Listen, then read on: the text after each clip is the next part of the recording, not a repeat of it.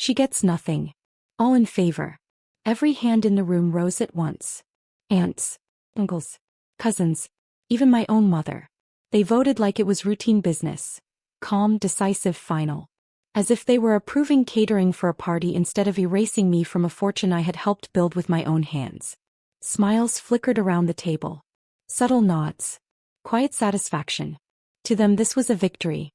What they didn't know was that I had been waiting 3 years for that exact vote. And the man stepping through the door behind them was about to turn their celebration into a reckoning. But before I tell you what happened when my attorney set that folder down on the polished mahogany table, ask yourself something.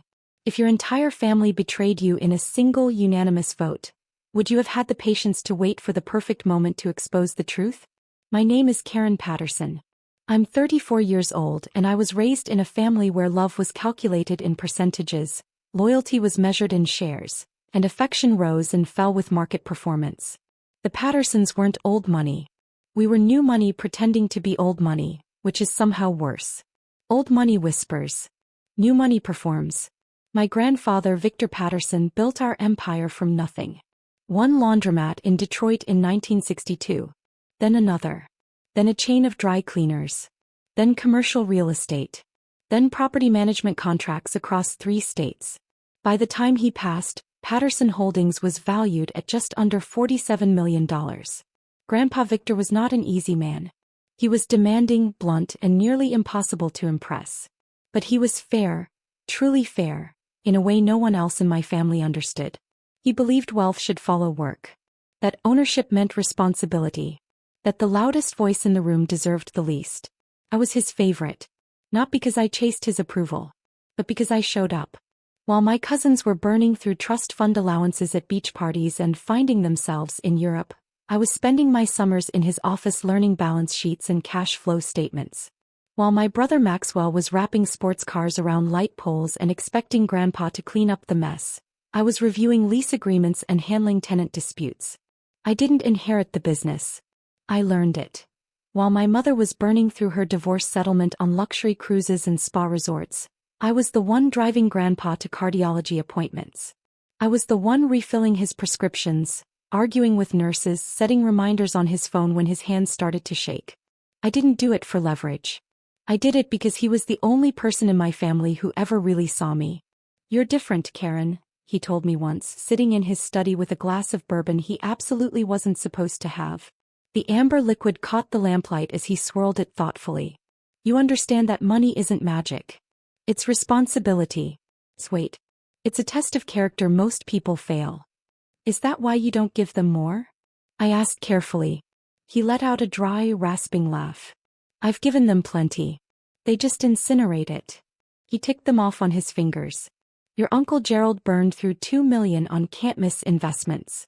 Your mother spent her share financing that idiot she married after your father. Your cousins treat their trust funds like arcade tokens." His eyes, sharp even through the haze of age, locked onto mine. "You're the only one who might preserve what I built. The only one who understands wealth is a tool, not a toy." I was 27 when he said that. By then I'd been working at Patterson Holdings for 5 years. Officially, I was a junior property manager. Unofficially, I was his shadow. I knew every building we owned, every tenant's payment history, every maintenance backlog, every dollar that moved through our accounts. I also knew my family hated me for it. The first time I understood how deep that resentment ran was Thanksgiving, 3 months after that conversation. I arrived early as usual to help set the table. My mother, Diane, was already there with her latest accessory, a personal trainer young enough to call everyone bro, and mean it. Uncle Gerald flew in from Arizona, where he'd relocated after his 3rd bankruptcy filing. My cousins Brandon and Michelle showed up late, complaining about traffic as though attendance itself deserved applause. Dinner began politely. Weather, football, celebrity scandals. Then Gerald cleared his throat. "So, Father," he said, using that formal tone he adopted whenever he wanted something, "have you considered restructuring the family trust? Brandon and Michelle are getting older. They could use more capital." Grandpa set his fork down with deliberate care. "Brandon dropped out of business school twice. Michelle hasn't held a job longer than 6 months. What exactly would they need capital for? That's not fair," Aunt Lorraine snapped. They're finding themselves. Not everyone peaks early. Finding themselves with whose money? Grandpa asked. The air tightened. I focused on my plate, wishing I could dissolve into the cranberry sauce. What about Karen? Gerald said smoothly, false sweetness dripping from every syllable. She seems to have unlimited access. How is that fair? Karen works for the company, Grandpa replied flatly. She earns her position. When any of your children decide to contribute something measurable, they can have access as well. Gerald's face flushed crimson. She's manipulating you. Can't you see that? She's a vulture. Just circling, waiting for you to die so she can take everything. My chair scraped loudly as I stood. I'm going to head out, I said quietly. Thank you for dinner, Grandpa. Karen, sit down, Grandpa ordered. Then he turned to his son and I saw steel in his expression I hadn't seen in years. Gerald, if you ever speak about my granddaughter that way again, I will cut you out entirely. The only vultures at this table are the ones who appear once a year with their hands extended. Now apologize. Gerald muttered an apology through clenched teeth. Dinner continued in brittle, icy silence. But I saw the glances exchanged across the table. The silent calculations. The resentment hardening into something sharper. They hadn't started plotting against me that night. But that was the night I realized just how far they were willing to go. And that was the night I began planning too. 6 months later, Grandpa called me into his office for a private meeting. His health had declined rapidly. The doctor said his heart was failing. Slowly, inevitably. 2 years, maybe 3 if he was careful. He wasn't planning to be careful. I've made a decision, he said, sliding a thick envelope across the desk. And I need you to understand why before you look inside. My hands felt steady. Transfer agreements. Trust restructuring documents. Deeds. The stack felt heavier than paper should. I'm transferring everything to you, Grandpa said quietly. Not through inheritance. Through direct transfer. Effective immediately. By the time I die, there won't be an estate left to fight over. It will already be yours. I stared at him. Then back at the documents. Grandpa, this is everything. The buildings. The management contracts. The investment accounts. This is $47 million, he finished calmly. Approximately. My throat went dry. The family will contest it. They'll drag it through probate for years. They can try. His smile was thin and grim. But this isn't a will. These are lawful transfers between competent adults. By the time I'm gone, my estate will consist of a house and some personal effects. That's it. The real wealth will sit inside holding companies they've never heard of. I looked closer. Patterson Holdings had been dismantled and reassembled into 3 separate LLCs. Each one listed a single managing member. Not Karen Patterson. Karen Matthews. My father's last name. The name I had legally adopted 3 years earlier after a brief strategic marriage and divorce to a childhood friend, just long enough to establish a clean legal identity unconnected to the Patterson estate. My breath caught. You helped me plan this, I whispered. The name change. The marriage. You knew. I knew my family, he corrected gently. And I knew the second I was in the ground they'd circle. This way there's nothing to circle over. You'll own it outright. Free and clear. And they won't even realize until it's far too late.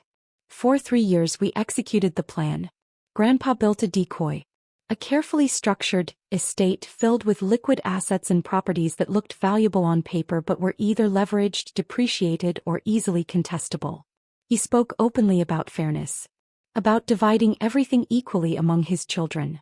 He let them believe they were waiting for a feast. Meanwhile, the real assets, the commercial buildings, the long-term contracts, the appreciating investment accounts, slid quietly into holding companies controlled by Karen Matthews. I ran them discreetly. Independent property managers. External accountants. Separate reporting structures. No obvious ties back to the Patterson name. The family was too busy arguing over slices of a pie that no longer existed to notice the bakery had been moved. Grandpa passed away on a Tuesday in March. Peacefully. In his sleep. I was there at the hospital, holding his hand as the monitors flattened into a single steady tone. Make them earn it, he whispered hours before the end. Don't hand it back. Make them prove they deserve it. I promised. The funeral was theater. Relatives who hadn't visited in years arrived in tailored black, dabbing at perfectly dry eyes. Uncle Gerald delivered a eulogy that painted Grandpa as a benevolent patriarch, conveniently omitting every time he'd called him a tyrant in private. But the real performance began after the burial. Gerald called a private family meeting at Grandpa's house. I wasn't invited. I found out because Michelle accidentally texted me thinking she was messaging someone else. Meeting at Grandpa's Tuesday 7 p.m. voting on estate. Don't tell Karen. So I didn't tell Karen. I just showed up. The living room was full when I walked in. Gerald and Aunt Lorraine sat in Grandpa's armchair like they were already measuring it for reupholstery. My mother occupied the couch alone for once. Brandon and Michelle whispered in the corner. Every conversation died when they saw me. Karen, Gerald said, recovering first. This is a private family meeting. I'm family, I replied evenly, taking a seat near the door. Please. Continue. Awkward glances. Tight smiles. Gerald forged ahead.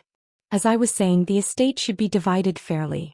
Not based on who spent the most time influencing an old man in his final years, but based on bloodline. I didn't react. I propose, he continued, that the estate be divided equally among Victor's 3 children, myself, Diane, and Robert's share passing to his daughter, Karen. He paused. However, given Karen's inappropriate influence, I move that her portion be reduced to a token sum. $10,000. Seconded, my mother said instantly. She didn't even look at me. All in favor? Every hand went up. Gerald smiled broadly. Motion carries. Karen receives $10,000. The remaining estate will be divided between Diane and myself, with allocations to the grandchildren. Except me, I said softly. Except you, he confirmed. He leaned back satisfied.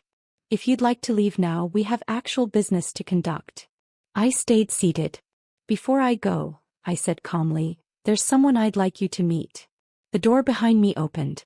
A man in a tailored gray suit stepped inside, carrying a leather briefcase. Harrison Webb. He introduced himself smoothly, placing the case on the coffee table. Senior partner at Webb & Associates. One of the most respected estate law firms in Michigan. Gerald's confidence flickered. What is this? My attorney, I replied. We don't need lawyers, Gerald snapped. This is a family matter. I understand, Harrison said pleasantly, unclasping his briefcase. However, there appears to be some confusion about what exactly is being divided. He removed a thick folder and laid it on the table. The properties, he began carefully, the commercial holdings, the management contracts, and the primary investment accounts formerly associated with Victor Patterson. He opened the folder. The businesses, the commercial properties, the investment accounts you're referring to, Harrison said evenly, were transferred to Ms. Patterson, now legally Ms. Matthews, over the course of 3 years. There is no remaining corporate estate to inherit. Silence. Then the explosion. That's impossible. Uncle Gerald roared. What do you mean transferred? Aunt Lorraine screeched. This is fraud, my mother shouted. She stole from us. I stayed seated while the room dissolved into chaos. Accusations flew. Papers were snatched from the table. Voices overlapped in outrage. Harrison didn't raise his voice. He simply waited. When the noise finally thinned, he continued in the same calm, professional tone. I have here executed transfer agreements for all major Patterson Holdings assets. Each document was witnessed and notarized. The transfers were completed while Victor Patterson was legally competent. His physicians have provided sworn statements confirming his mental capacity at the time of every transaction. He laid the documents out one by one. The commercial real estate portfolio, the long-term property management contracts, the investment accounts, the operating licenses. All assets are currently held by independent LLCs controlled by Ms. Matthews, he concluded. The estate under discussion tonight consists of this residence, approximately $80,000 in personal liquid accounts and household furnishings. That's it. Gerald's hand trembled as he grabbed a document. This is dated 3 years ago, he said hoarsely. That's before he even got sick. Correct, Harrison replied. Mr. Patterson was extremely thorough. My mother turned on me, her face twisted with fury. You manipulated him. You tricked a dying man into handing you everything. I rose slowly to my feet. He wasn't dying when he made this decision, I said quietly. And he wasn't confused. He was sharper than anyone in this room. He knew exactly who you were. I looked at each of them in turn. Vultures. Waiting for him to die so you could strip what he built. My voice didn't shake. He gave me everything because I was the only one who gave him anything back. Not money, time, loyalty, respect. The things none of you could be bothered to offer. We'll contest it, Gerald barked. We'll prove he was incompetent. You can try, I said. But you'll be fighting his attorneys, his doctors, and 3 years of airtight documentation. You'll burn through that $80,000 before you even get a hearing. I walked toward the door, then paused. There's one more thing. They stared at me. Before he died, Grandpa told me not to just give it back. He said if any of you wanted a place in what he built, you'd have to earn it. I let that settle. So here's my offer. If anyone in this family wants to be part of the company, you can apply. A real application. Entry-level position. Real responsibilities. You start at the bottom like I did. You prove your value through work, not bloodline. No one spoke. Or, I continued, you can stay here and fight over $80,000 and a house with plumbing issues, while I run a $47 million company. I opened the door. Your choice. I didn't look back. 6 months later, Gerald is still threatening lawsuits. He hasn't filed anything. He can't afford to. My mother hasn't spoken to me since that night. She's trying to sell Grandpa's house, the only asset she actually inherited. Last I heard, it's been sitting on the market. Brandon surprised me. He applied. He's working as a junior property manager now. He's not exceptional. Not yet. But he shows up. He asks questions. He stays late. Grandpa would have respected that. Michelle disappeared back into whatever life she prefers. I don't keep tabs. As for me, I run the company. It operates under different names now, structured smarter, leaner. In the past year, I've expanded into 2 new markets and grown the portfolio by 15%. Grandpa was right. Wealth isn't a reward. It's a test. Most people fail. I didn't. If you've ever been voted out, cut off, or erased by people who were supposed to love you, remember this. The greatest inheritance isn't money. It's foresight. It's discipline. It's the patience to let betrayal collapse under its own greed. Build quietly. Plan carefully. And when they finally try to take what they think is theirs, let them discover there's nothing left to take. They voted to give me nothing. They just didn't realize I already had everything.